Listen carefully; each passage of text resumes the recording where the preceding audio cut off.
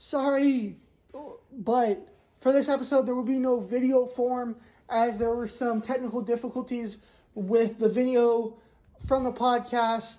However, next week, we should be back to normal and all good. So thank you all so much for your understanding. And without further ado, let's hop into this episode of PD Smash Podcast.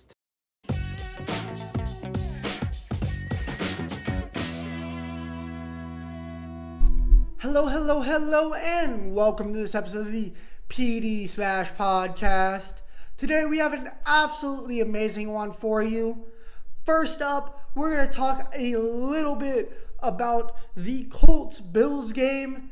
After that, we're going to talk about Isaiah Stewart and LeBron James before talking about my power rankings for the second half of this NFL season. Thank you so much, Smash fans, for tuning in. And without further ado, let's get into the action. So first up, as I said, I want to talk about the Bills and I want to talk about the Colts. And really, I want to talk about the absolute dominance of Johnathan Taylor and how his 5 touchdown performance, I don't believe, is an outlier. Johnathan Taylor is such an amazing talent. And he's only getting better. I think he is now entered the conversation for the top 5 running backs in this league. I think he's in that top tier now. I think that top tier is him, CMC, Dalvin Cook, Derrick Henry, and Alvin Kamara. And then there's the next tier where you have your Austin Eckler's, your Nick Chubb's, your Joe Mixon's, your Aaron Jones, your Ezekiel Elliott's. I think that's that next tier. And I think that Johnathan Taylor has deservedly put himself in that conversation. I think this is just the beginning for this young running back. I think he's going to be great for years to come. So I want to tell him to keep it up because you are doing such an amazing job. And I think he is one of the big catalysts for why the Colts are on such a hot streak lately and are one of the hottest teams in the NFL right now. But not only that, that defense has been playing amazing, and so has Carson Wentz. Carson Wentz has had quietly a really good year this year. Now, it's not been his MVP caliber year he had in 2017, but I don't think we should have expected that from him. I think what we should have expected was what we're getting, the 2018 version of Carson Wentz. I think it's going to take him a year before he really gets all the way fully back to what we saw in 2017. And I think once we see that, I think he could be in MVP conversations once again. I don't know if it will happen, but I think it does have the potential to happen.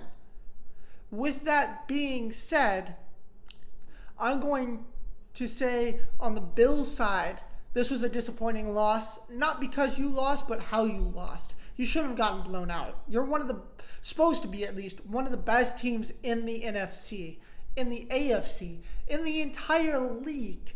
So to get blown out by a team that is 500, regardless of how hot they are or how talented they are, is not a great look. If you lost to the Colts like the Green Bay Packers lost to the Vikings, I would have been like, oh, all right. That's the best the Colts could have played. You guys didn't play your best, but you still almost won that game. Then I would have been like, fine, you're good. I still have you. But I can't think of you like that anymore because of how you lost. You lost to a Colts team where the only thing they have better than you is a running back. You're supposed to have the better quarterback. You're supposed to have the better wide receiving core. You're supposed to have the better offensive, maybe not better offensive line, but you have a good offensive line. You have a great defense all around. And you got smacked by the Colts. Absolutely smacked by the Colts. That is in no way, shape, or form a good look for you or for anyone else in that organization. With that said, I want to now move on and talk about LeBron James and Isaiah Stewart. Now, I think they should have gotten a much bigger penalty than they did end up getting. I think Isaiah Stewart and LeBron James did two really bad things, and they were only gotten a slap on the wrist for them. I think they both should have been suspended about 7 games. Because for Isaiah Stewart, I get why you charged LeBron the first time. And I'll talk about that in just a second. But you can't charge him the second time. And you definitely cannot charge him the third time. That third time's what really got me. I think 2 times, all right, fine. You probably should be suspended 1 or 2 games, but I'm not going to get too riled up about it. But that third time, you can't do that. You just cannot do that. And then on LeBron's side of things, I think LeBron, what he did was at the very least a blasé move. I think he didn't care whether Isaiah Stewart got hurt or not, and that's the best case scenario. Because after you elbow someone like that, your first reaction isn't, "You want to go, bro?" Your first reaction is, "Hey, are you okay? Are you okay? You sure you're okay? All right, man. Here's my hand. Let's get you up. Let's make sure that you yourself get as much attention as you need." That is what you do as a person if you hurt someone like that. Not what LeBron did, if you did it on accident. So LeBron either just did not care about Isaiah Stewart at all, or he did it maliciously. Either way, he should have definitely gotten some sort of fine for it. But I don't want to spend too much time on this. I think this could have ramifications for the NBA. We'll see what this means. I think this might be an overcorrection for what happened last year with all the stupid technical fouls that were called. The one on JJ Redick for spinning the ball. There are a few others that were just absolutely crazy, ridiculous. But we will see moving forward. With that said, I do want to move on to the last part of this podcast, the main part of this podcast, which is the top 10 list, top 15 power rankings. Because even though there are some honorable mentions like the football team, like the Panthers, like the Eagles, like the Browns, these 15 teams are probably going to be the 15 that make it in some shape or form. So without further ado, let's get into it. At number 15, I have the Steelers, because I think the Steelers may have one of the highest floors on this team. I think the Steelers will give you about 20 points every night without question. Every Sunday, they will give you 20 points. They will give you good defense, but they have one way to win, and that is to grind you out, run the ball, ask Ben to do very little, and hope they beat you that way. And if they can't, they don't have a backup plan. They don't have multiple ways they can beat you. They can't throw it over the top. They can't do much for you there. So it's that low ceiling that has me put them so low on this list. At number 14, we have basically the opposite, where I think the Vikings have the ceiling as high as anyone on this list. I think their defense has the makings of one that could be great. I think their offense has elite level potential. Kirk Cousins is one of the most underrated quarterbacks in the NFL, but they also have a really low floor. They could be worse than the freaking football team, or they could be worse than like 20 to 25% or 20 to 25 teams in the NFL at any given moment. I don't think there's a time where the Vikings could be better than every single team at any given moment as well. It's just the week to week, and that volatility, I think, is what has me put them so low on my list. At number 13, I have the Colts. My apologies there. Because the Colts are kind of stuck in between the Vikings and the Steelers. I think their floor is not quite as high as the Steelers, but still pretty high. And their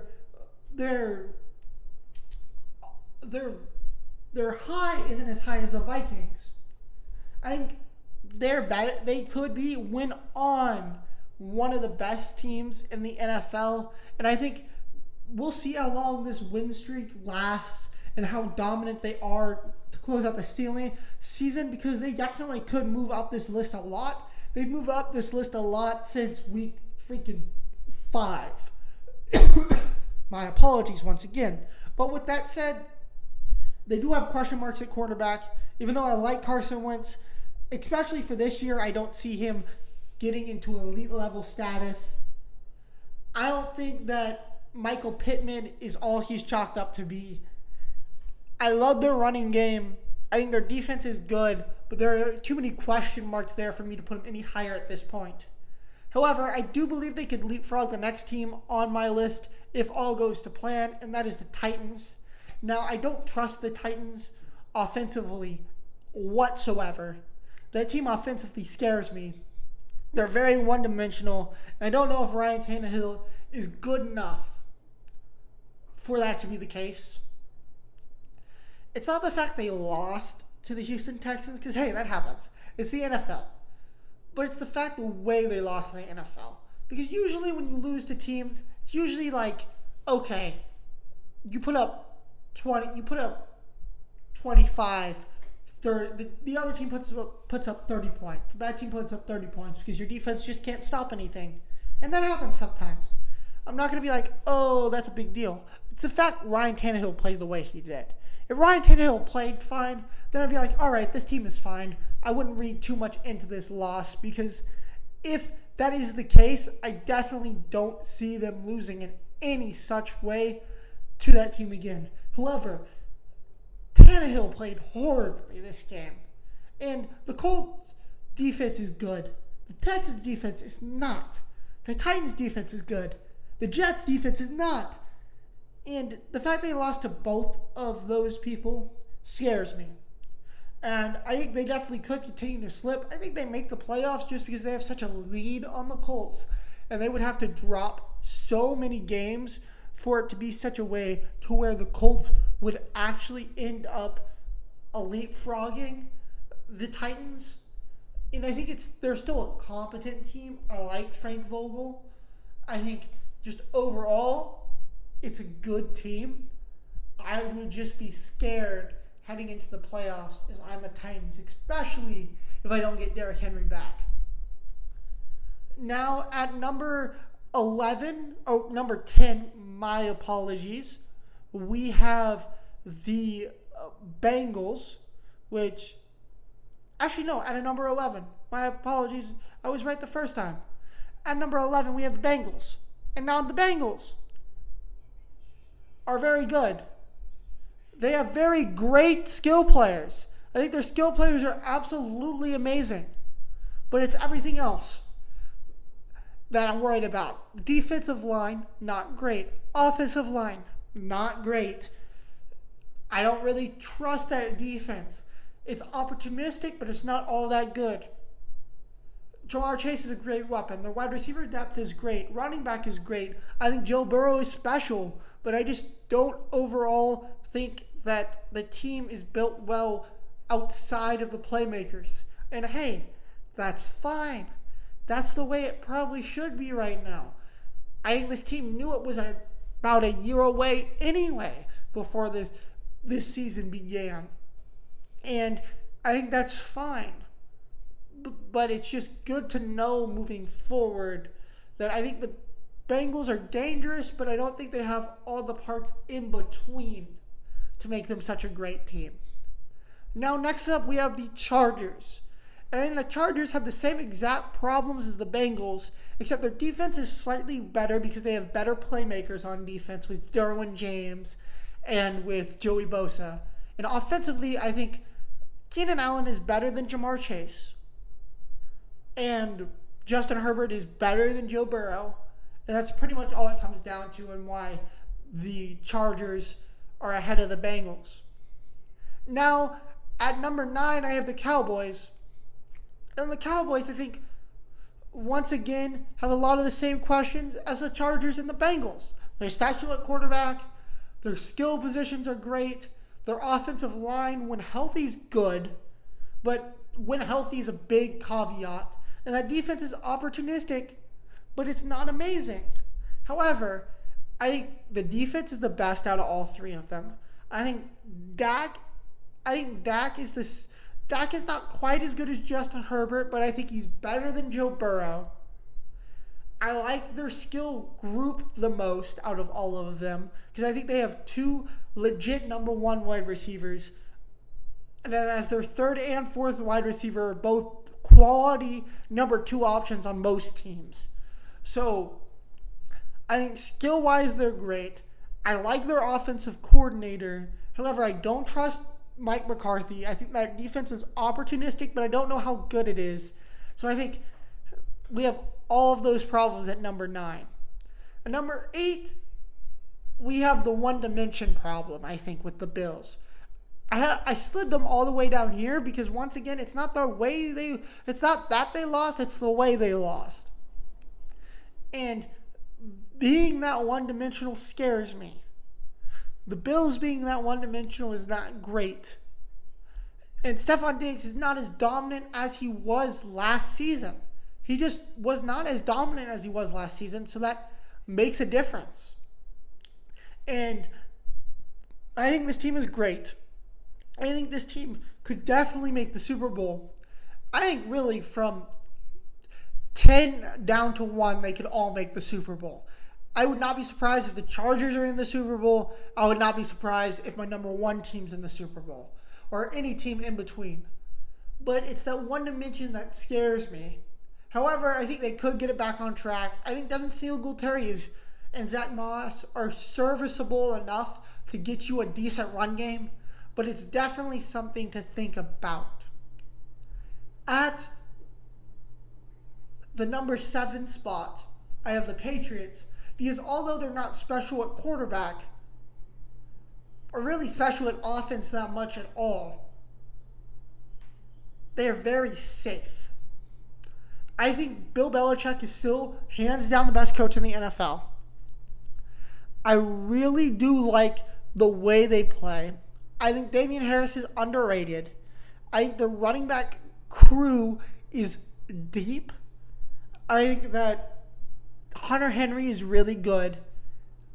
I like their wide receivers. I think that the way they play, their offensive coordinator does a great job. I think defensively, they're absolutely special. I think their defense is the best defense in the league. I think just overall that team is very, very good. And even though Mac Jones may not be as good as any other quarterback on this list, I think that he understands how to manage a game enough to win come playoff time. He doesn't ruin their chances. I think he can be what Tom Brady was his first year starting for Bill Belichick. I think Bill Belichick was very much so of the opinion that Tom Brady was smart enough to not lose them the game and that defense could help them and could carry them over the top. And I think Bill Belichick's going to try to do it again with Mac Jones. And I think it is more than possible that it does end up happening. However, I do believe there are still 6 teams that are better than the Patriots at this moment. But if they did end up making the Super Bowl, I would not be surprised. At number 6, we have the Kansas City Chiefs. I think that defense is what really has gotten me. Because I always thought they were going to get that offense back on track. I never really worried about the offense. But that defense coming around, that defense being back to what it was 2 years ago is what gives me confidence to put the Chiefs up so high. Because the defense might not be good overall, but it's very good situationally. And that's what the offense needs them to do. They need them to be good situationally. My apologies. And if he's good situationally, then they're good, period. And I think that is great. However, if they played today, I do think the Ravens, my number 5 team, would win. Because I think Lamar is criminally underrated, by some and overrated by others. But overall, I still think he's a top 5 quarterback in this league, or top 5 caliber. I really don't like ranking quarterbacks and people just in general by numbers. I feel like there's a tier. Just as I think there are about 3 tiers here. I think there's the first tier where it's about the Steelers to the Bengals. That's like tier fringe. Then we have the Chargers to, I think, the Chargers to the Patriots, I think, are like tier borderline contender. And then I think the Chiefs down to my number 1 team are like the favorites to win. However, with that being said, I do think the Ravens are slightly better than the Chiefs because I think the Ravens defensively are still better even though they've struggled this year. I think even though offensively they're limited at their wide receiver position, I think running-wise they're still dominant. I think Lamar is getting better every year, and I just like the way this team plays. And I don't know if they'll make the Super Bowl this year, especially with all the injuries, but I definitely believe it to be a possibility. However, the number 4 team I have is the Bucs. I couldn't put them any higher because of how shaky they've seemed over the past few weeks. The loss to the football team is a really big blow. However, I think getting Gronk back, I think Tom Brady is different in the playoffs, and I think they will have a real shot at winning the title this year. However, I think the Rams have them beaten every aspect outside of quarterback. I think they have the most talented defense in the NFL. I think they have a better running back room, even if it is slightly. I think their wide receivers are just as good, if not better. The tight ends aren't better. But just overall, I really like the Rams. I think Odell Beckham Jr. is going to have a resurgence with the Rams. I think we're going to see this week when they play that the Rams are going to dominate whoever they play, and I think they're going to get themselves back on track. I think that defense is going to get into postseason form pretty soon, and I just really like the Rams as an overall constructed roster. However, with that said, I like the Cardinals as a roster more. I think Kyler Murray is better than Matthew Stafford. I think Christian Kirk is criminally underrated. DeAndre Hopkins is a top 4 receiver in the NFL. James Conner has really come on and come back into his Pro Bowl type form. Chase Edmonds is a great relief back. Chandler Jones is ridiculous. I like Budda Baker. I like who they have around them. I just think overall this is a really good constructed team with a special quarterback. So they have my number 2 spot. And with my number 1 spot, I have the Green Bay Packers. Yes, they did lose to the Vikings, but it's A, an interdivisional matchup. B, I think the Vikings have one of the highest ceilings in the NFL. And C, whether or not you like it, Aaron Rodgers is still Aaron Rodgers. They lost without Aaron Jones, who should be back in time for playoffs and 100%. So I really do like this team moving forward.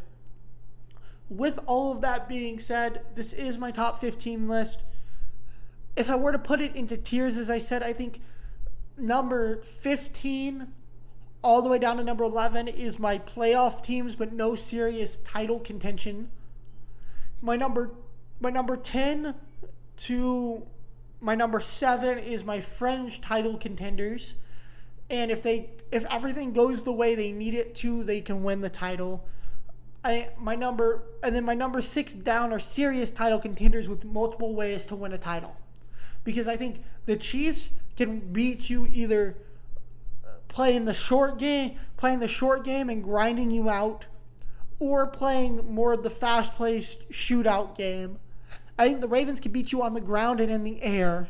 I think the Bucs can beat you defensively, and they can beat you with the offensive balanced attack. I think the Rams can beat you defensively, and I think they can beat you throwing over the top. I think the Cardinals can beat you running the ball, throwing the ball, and they can beat you defensively. I think Green Bay can beat you throwing the ball, running the ball, and defensively as well. And they're only going to get better as the year progresses. I think that in the end, Aaron Rodgers loves turmoil. He loves controversy. I think that's one of the reasons they won their last championship is because there was so much controversy around that team. I think that in the end, Aaron Rodgers is going to love being the underdog and love proving people wrong. And I think that is going to be one of the reasons that they are going to be a force to be reckoned with in the playoffs. But speaking of forces to be reckoned with, this is the end of this episode of the PD Smash Podcast. I want to thank you so much for sticking with me to the end. If you want to check out more podcasts and want to check out corresponding articles that I've written, feel free to click the link in the description that says pdsmashsports.com, and it will take you to my blog where I have over 50 articles and 50 podcasts talking about a variety of NFL and NBA topics. And if you're listening to this on Spotify, consider subscribing to my YouTube channel. And if you're listening to this on YouTube, consider subscribing to my Spotify. Thank you once again, Smash fans, for tuning in. And without further ado, PD Smash signing off.